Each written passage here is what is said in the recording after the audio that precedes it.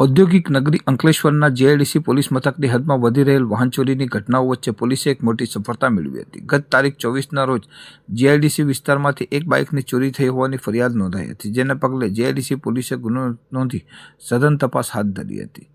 Technical surveillance અને human ઇન્ટેલિજન્સના આધારે મળેલ ચોક્કસ બાતમીના આધારે પોલીસે આ ચોરીમાં સંડોવાયેલ 2 રીઢા તસ્કરોને શોધી કાઢ્યા હતા। આ ગુનામાં આરોપીઓ છોટાઉદેપુર જિલ્લાના નસવાડી પોલીસના હાથે ઝડપાયા હોવાની જાણ થતાં જ અંકલેશ્વર જીઆઈડીસી પોલીસે કાયદેસરની કાર્યવાહી હાથ ધરી ટ્રાન્સફર વોરંટના આધારે બંને ઇસમોનો કબજો મેળવ્યો હતો।